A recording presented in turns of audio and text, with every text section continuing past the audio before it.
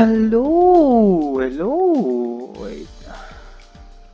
Okay, much better. All right. Hello. Hello, ladies and gentlemen. Fuck. Sorry, it's been a long time since I've done a podcast or any monologues at all. So I'm very excited. Today is October 10th, 2021. Oh shit, fuck, it's so noisy over here. Anyway, it's 2:04 p.m. on a Sunday afternoon. I'm free, I'm bored, and I'm fucked up in the head. You know, I live alone, so uh, you know what I mean. You know, when you live alone, just need something to, you know, to get your mind off things. Kailangan mo palabas. Sa Bisaya pa, kailangan mo pagawas yung mga gibate, di ba? Anyway, elections right in the corner, guys. Hapit ng eleksyon. Yeah, so I wanted to talk about it for a bit. It's a very interesting and exciting time for me, and of course for all other political science students out there. I mean, already finished, but it's a very intriguing topic, diba? Kasi in 2016, it was very clear who was gonna win, right? Between uh, Mampo, uh, Duterte, Marroas, Binay, Defensor. Yeah, Defensor was very sick at that time, and it's very unfortunate. She was one of my idols. But aside from that, it was very clear as day na si Digong yun ang madaog, di ba? Si Digong yung panalo. Duterte was gonna win that with a landslide. It was the survey. From the survey itself, we knew who was gonna win, except for Lenny though. For vice president, they were very close with Bongbong Marcos, and it was very uh, exciting, for the VP run. Lenny won instead of Bongbong Marcos. Well, they were very close at that time, so you can't really blame anyone for doubting the results because it was very clear. No, it wasn't very clear who was gonna win for the VP race at that time. Well, today, damn, we have really some very interesting candidates. We have Bato de la Rosa, we've got VP Lenny, we've got Bongbong Marcos. Yeah, it's a very interesting lineup for sure. Well, Pacquiao though. Katong nagpa-enroll si Pacquiao sa political science, I was very happy for him. I was very, you know, very supportive. Yeah. Sa University of Makati, siya nagpa-enroll. And then after like 1 year, ni-graduate siya. He graduated. Fuck, like, I don't know. It took me 4 years to absorb all the topics and issues within political science. You need to learn about political philosophy. You have to be familiarized with people such as Plato, Aristotle, uh, John Green, John Stuart Mill, Jeremy Bentham, Immanuel Kant, and many others, because it was a very important thing for political science students to familiarize themselves, because those political ideas are still applicable today, uh, including my favorite. My favorite is Niccolo Machiavelli. Well, that's top one. Top two would be Jeremy Bentham. Top three would be John Stuart Mill. Top four would be Green. Yeah, I don't know if any of you are familiar with these people, but their political ideas are very, very interesting to hear or read about. You can't hear them because they're all fucking dead, right? Yeah, anyway, let's talk about Pacquiao, yo. What the fuck? Like, from boxing legend to congressman to senator to fucking presidential candidate. What the fuck? Who would have thought, right?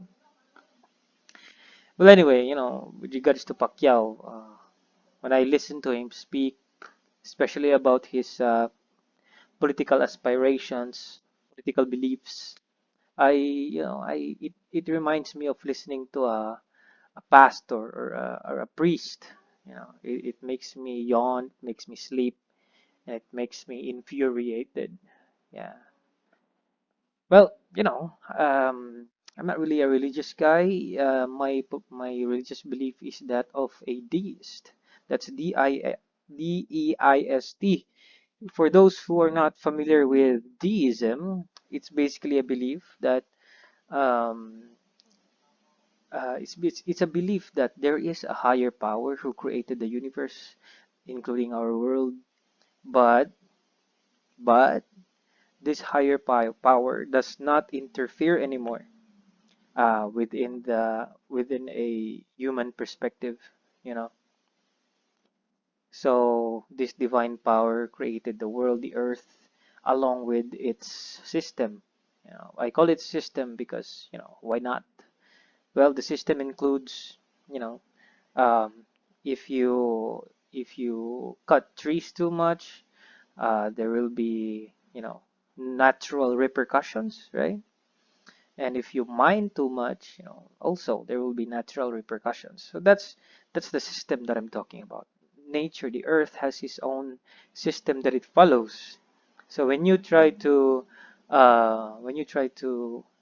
intervene with that system, there will also be natural repercussions that will follow. And those are, you could call it divine intervention, but I call it just a natural system that, God created. Anyway, fuck. Let's go back to Pacquiao. So yeah, I hearing him talk about his political beliefs, um, it's very interesting to say the least. Well, I'm not going to degrade his intelligence or anything like that because I will base my thoughts on what he has to say, especially with political issues, gay marriage, uh, same-sex marriage, yeah, and his solutions to the country's problems. Well, for gay marriage, he's very close-minded with that. I remember he said that kahit nga yung mga aso, mga animals, alam nila na ang lalaki para sa babae, ang babae para sa lalaki. Well, fuck. Okay, I'm not gonna say fuck you, alright? It's just, well, if he's saying that, he doesn't know my dog. You know what I'm saying? It's just, my dog, he humps on other dogs, cute just yung ibang iro. Yeah, even cats, bro. Even penguins. Have you heard of penguins? Like, penguins sometimes have, male mates. Like, so, it's just that his words are not backed by research. And it's very shameful because, nagpolsay siya, right? And if he was really sincere and if his uh, his education was really that serious, then he would know that himself. To always back your statements uh, with proven statements or facts. It's just that I don't see that with him. You know,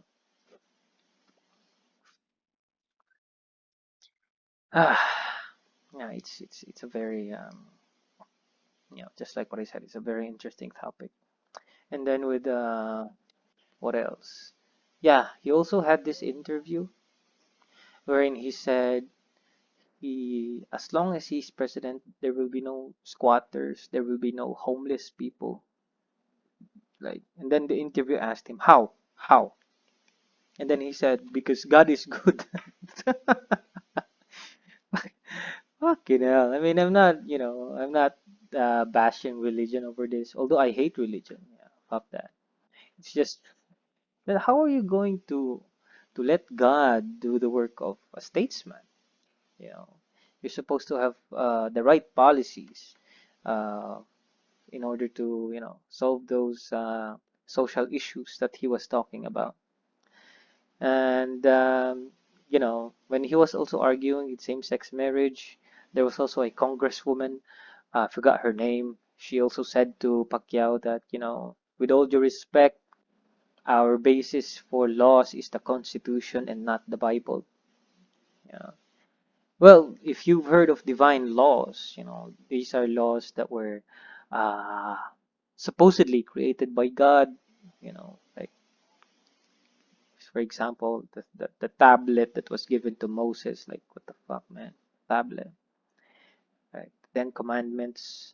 It is an example of divine law, yeah. And to this day, those Ten Commandments are also used to, as reference for the succeeding laws that our lawmakers make.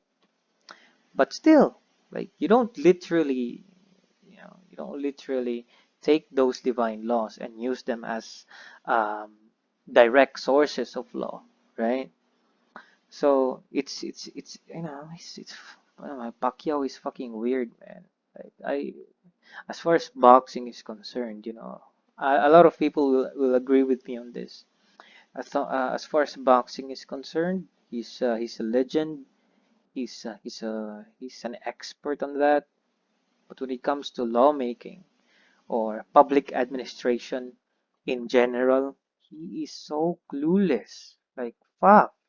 Like how do you have the nerve to run for presidency when you yourself know what you are lacking? You know, it's very it's very funny but also frustrating at the same time, if you know what I mean. Anyway, well, there's also Lenny Robredo. Well, to be honest with you, Lenny Robredo did a lot of things. Did a lot of things related to public service, and it's just that the quality, you don't judge a statesman by what he or she, or by how many he or she did for the public. It's the quality of the deed that you should base it upon. Like there was also this recent news that may ginawa siyang pabahay sa Bicol, di ba? He made housing a village or subdivision in Bicol, and then a lot of civil engineers were not really mad, but they had a lot of comments for that. Like there was no foundation for the buildings, the houses, the materials were all low quality, yeah, something like. So it's just like the time in Yolanda. Um, you cannot you cannot deny that they did something at that time. They made may ginawa silang pabahay, di ba? They made housing. But the quality is is a thing that is very arguable, you know. So it's a sad thing. It's a sad thing. As taxpayers, this is all we get. You know, the quality should be there as well. Bato de la Rosa. Oh no, no, let's go back to Lenny. Yeah, Lenny. Lenny said that his reason for running as president. Yeah. Well, in the first place, in a recent, in an interview far back, she mentioned that, di talaga siya tatakbo bilang presidente. She said that I'm not going to run for presidency. Hindi na ako mag-aambisyon, quote unquote. And then come October 2021, he filed her candidacy for presidency. And when asked about it, what did she say? Her reason was, kasi I have to stop another Marcos from coming into office. Like, what? What the fuck? I just, I don't understand this. You know why? Because she's a lawyer. She has a PhD in public administration, if I'm not mistaken. Juris Doctor, right? And it's just that principles of democracy. we have a choice. We are an indirect democracy, right? We have a choice to choose people who will lead us. So, the fact that she's running just to make sure that Bongbong Marcos does not become president, it's something, you need to wrap your head around it for a bit. It's fucked up. It's a fucked up reason. Yeah, it's a fucked up reason. But I can't really blame her though. It's very similar to what President Duterte said in 2016. I remember he also had no aspirations to become president. And when he saw that the ratings of Grace Poe were going to the roof, yeah, it was very high, high ratings.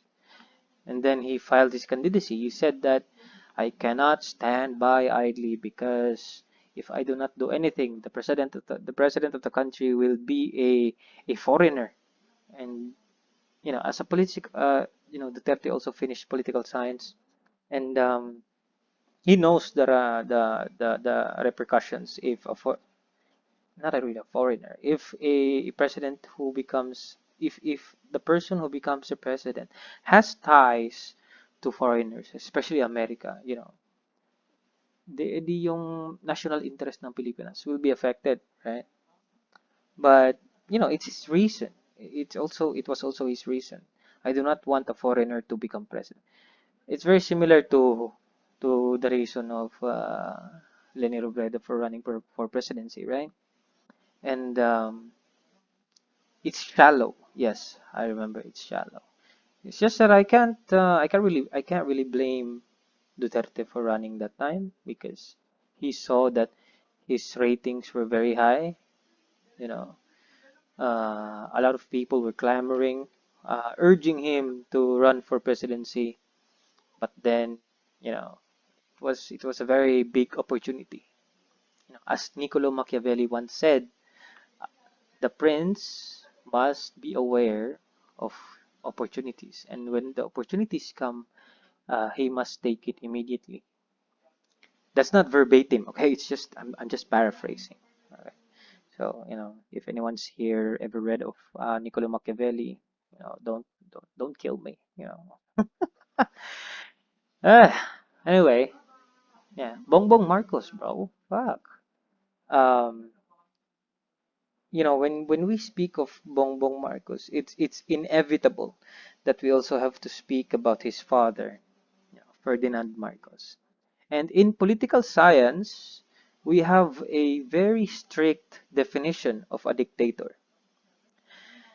In political science, a leader becomes dictator when he takes control of all branches of government without, uh, you know, without any justifiable reason. So what did Ferdinand Marcos do at the time? Well, he declared martial law. He pushed for revision of the Constitution of the Philippines from 1973. Yeah, I think that was, fuck, I forgot. Never mind. You can bash me all you want.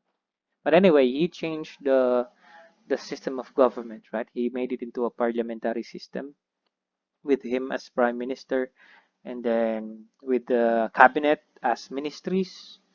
And then I remember the Congress, from a bicameral Congress, he made it into a unicameral Congress. And in the unicameral Congress, he filled it in with his people. You know, and also, the judiciary. It was also him who appointed people in the judiciary.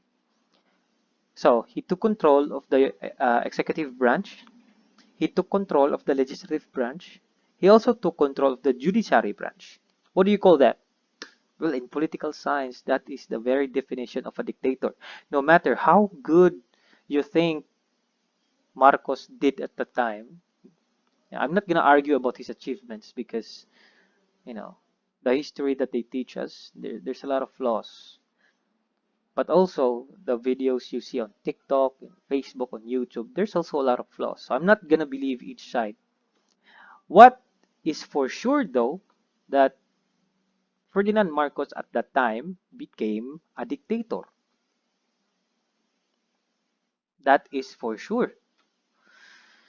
It's very it's not arguable when it comes to political science. What are you going to call him then? A fucking legitimate, democratic leader? No, he took control of all branches of government. It's dictatorship at its finest. You know, you know. Let me just let me just say this though. The way he took control of all branches, it was genius. You know, I'm not saying it's good, but it's genius. What did he do, man? It's very nice. Well, anyway, um, the subjects of ill-gotten wealth, the subjects of human rights violations at the time, the subject of uh, the Ninoy Aquino assassination. Those are things I'm not going to argue about. Okay, so you can, you know, one thing is for sure, he became a dictator. That's all I'm going to say. Well, anyway, when it comes to Bongbong though, Bongbong Marcos' son, well, while it is true that the son cannot inherit the sins of his father, in Filipino culture, that's not really true, right? That's why when a person commits a crime, we blame the parents of that person, right? How could you raise this kind of child, a child that would commit such crimes, right? You know, we would chew on his parents for doing something like that. It's a culture thing, yeah, and it's a very difficult thing to address or to remove, you know. Well, one thing is for sure though, you can take a look at Bongbong Marcos's achievements in Ilocos. Uh, he has his website for that. Even though hindi siya nanalo last time, he still kept continuing with the public service. He donated a lot of PPEs, blah blah blah. He pushed for the rights of the fishermen. Yeah. So I'm not going to prove that to you. It's your responsibility to search for it. You can you can even comment there, with your evidence that what I said is not true. Just like Lenny, Bongbong Marcos has also contributed a lot to the country. That's all I have to say, really. With Bongbong Marcos, it's just that I have not witnessed any emergencies, na siya yung naging leader, siya yung nag-lead sa mga tao or to the people to get out of that emergency. So I cannot speak about his leadership qualities. Yeah. Bato de la Rosa. Fuck. Bato.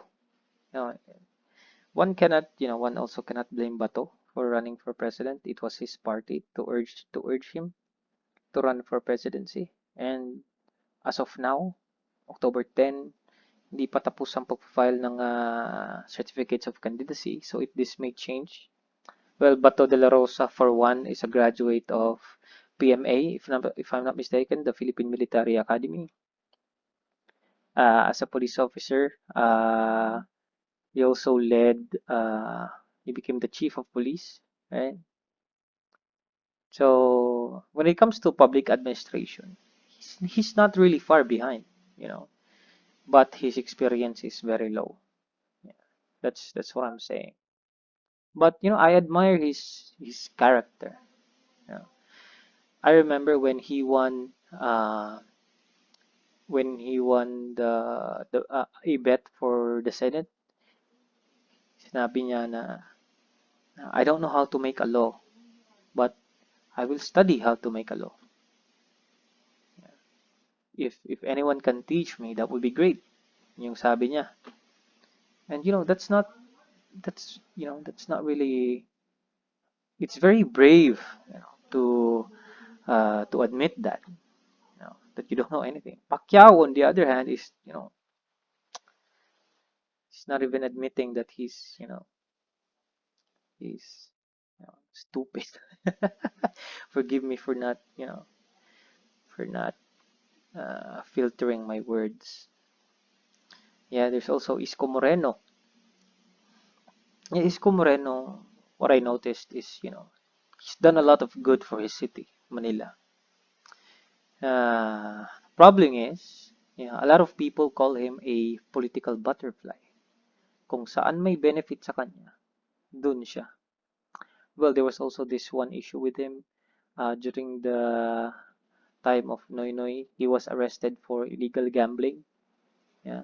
I don't know what happened to the case after that, but he watching the video, he was not apologetic. He was not, you know, it it when you watch him in that video when he was arrested, it did not seem like he was, regretting his actions.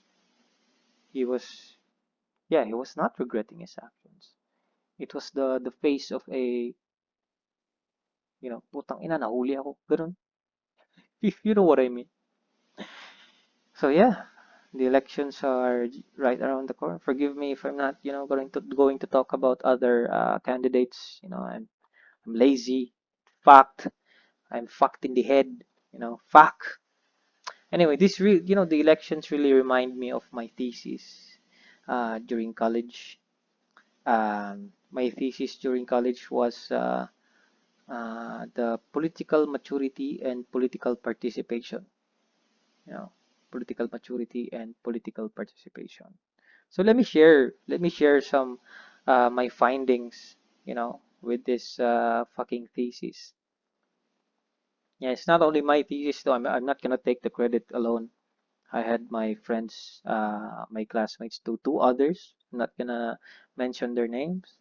So, well, basically, in our thesis, we define political maturity as someone who has great standard within the political and administrative class, someone who has high democratic and administrative vocabulary, someone who is impartial in evaluating political issues, someone who is adaptable, into political changes.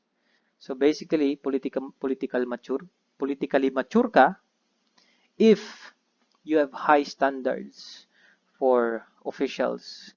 Politically mature ka if marami kang alam na bokabularyo tungkol sa demokrasya at administrasyon. Uh, Politically mature ka if you are impartial in evaluating political issues. When you evaluate the political issue of gay marriage, if you stand by the side of one side only, then you are politically mature. Why? Because you have to be in the middle. You have to understand everything. Sorry, I'm fucking doing this with the Filipino accent. Yeah, you have to be in the middle. You have to impartially evaluate the political issues. Politically mature ka if madali ka lang mag-adapt sa political changes. For example, bagong administrasyon. Kung madali lang sa'yo mag-adapt, then you are politically mature. Okay, on the other hand, we define political participation as any action, any action that any action whose purpose or which is purposely for um, for executing any any change or any change in a political arena, or it can also be an action to keep the status quo of the political arena. Okay, so if you try to change the political arena, if you try to change it, then that is called political participation. On the other hand, if you try to keep the current status of the political arena, that is also a type of political participation. So we mentioned here four actions of political participation. We have the exercise of the right of suffrage. We have the exercise of political discourse. And then there's also expressing of your public opinion publicly. Yeah? Then there's also the regular logical evaluations of public issues. Regular logical evaluations. So, regular meaning hindi lang isang beses, kundi maraming beses. Right? So anyway, yeah, in our finding, long story short, we discovered that the political science of students in our alma mater, the political science students were very politically mature. Yeah, that was in 2018. If I'm not mistaken, it was a long time ago. But anyway, after that, I was not, I was not convinced by my data, because it was very delimited, delimited, if you know what I mean. In research, well, we have what we call delimitations, and I believed at the time na my study was very delimited kasi our study is supposed to be political maturity and participation. So it felt to me that, I was not convinced that this is really, this is not really the right result, because political science students are naturally mature, politically mature, because they talk about politics all the time. We as political science students, right? So of course, you're going to be politically mature. So what I did was I went out. I used the same questionnaire, and I asked adults, random adults, to take the questionnaire. I went from parents to, some of them were businessmen, some of them were uh, drivers, etc. And political maturity that time was very low. Sorry about, messenger. Anyway, political maturity of these people were very low, and it did not surprise me. I mean, it was to be expected, you know. So they were not politically mature. Why? Because a lot of them said that ang standards nila within the political, within the officials is that gusto nila mabait, gusto nila namimigay, you know, like someone who is giving money, and they did not know a lot of, democratic political vocabulary. They did not know, di nila alam ano yung plebiscite. They did not know what was referendum. You know, all they know was, voting. They did not even know, a lot of them did not even know suffrage. Uh, Also, they were not impartial in evaluating political issues. For example, gay marriage, they took the side of the conservatives. They took the side of the religious. They did not, think about the side of the others, like not at all. And yeah, anyway, those are just examples. So a lot of them were politically immature. On the other hand, they were very, um, they scored high on political participation. Our adults, the adults would be what? Baby boomers, right? So they like to participate politically, right? That's what, they like to express their political thoughts. They like to vote. They like to what else? What is it I put here? Wait. Wait lang.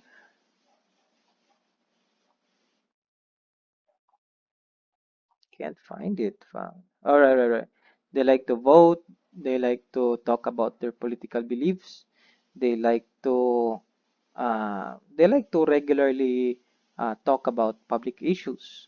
Yeah. So those three things, they were very high. So it means that they have a high level of political participation. So what does that mean? So this means that although they were very politically immature, they had high level of political participation. I see this as a crisis, you know. Do you get it? Like, it's a crisis. Why? Because if you let politically immature people, participate politically, I mean, I know that, political participation is a basic right. It's just that when for example, ikaw, um, ako na lang, dili lang ikaw, kay basig masuko ka. Anyway, ako, I am politically immature. I think that gay marriage is immoral. I think that divorce is immoral. Right? I'm only looking at it at a conservative perspective.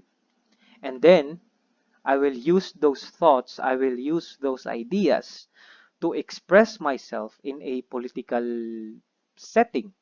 Right? Mag-progress ba tayo? Are we going to progress as a country, as a state? Hmm? America, meron ng divorce, merong gay marriage, even marijuana is legalized. Pero sa atin, see? You see what I mean? Right? Anyway, that is my findings sa thesis ko. Yeah, what's you know, this is what I felt, when I did my thesis. After I did my thesis, I was very excited to share my findings. But these people in power, Lenny Robredo, for example, my PhD in public administration, if I'm not mistaken, you know, she should be proud of her dissertation, right? She should be proud of her thesis. She should share her findings. But I don't see, I don't even know it. I didn't even know na my PhD siya until I researched it. So it makes you, worry. It also makes you skeptical, you know. Saan niya nakuha yung PhD niya? How did she get it? That's why I also don't understand conspiracy theorists, like scientists are not, they don't want the public to know about this because they want to keep us silent. They want to keep us lambs. What the fuck? If I was a scientist and I discovered something new, I would share it to the people. It would make me excited, you know? Uh, anyway, I could be wrong. I could be wrong. Isa, payos isa.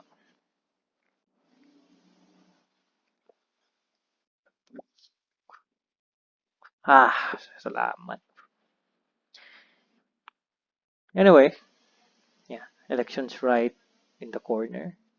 I will be, hopefully, if hindi magbago yung isip ko, I will be voting in Davao City. And as a public servant, I cannot disclose who I am supporting. I'm sorry. But I urge the people, you know, it is your right. It is your right to choose who you vote.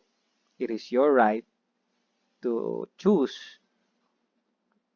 to express sino yung iboboto nyo. I just urge you, please be politically mature. Be politically mature. So, in my thesis, how are you politically mature? You have high standards for officials. Mataas yung standards mo for the political officials. Marami kang alam na democratic political vocabulary. Impartial ka in evaluating political issues. Dapat, I'm not saying impartial as in nasa gitna ka lang, neutral ka lang talaga. No. I'm saying as impartial, you have to be fully logical, when evaluating political issues. And then, you have to be adaptable to political changes. Kapag hindi nanalo yung manok mo, wag kang papakagago dyan. So you have to adapt. You have to have high standards. You have to know a lot of words, you have to be impartial, and you have to be adaptable to political changes. Not a lot of people are going to hear this. This podcast is wala lang. I'm just having fun. Like I like to, shit on people. I like to say things that are normally not said, and I also like to share my research, my thesis. I think it's a great thing.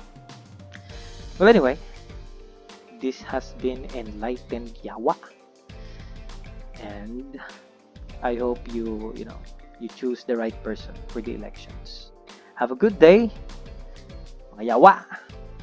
Thanks and bye bye.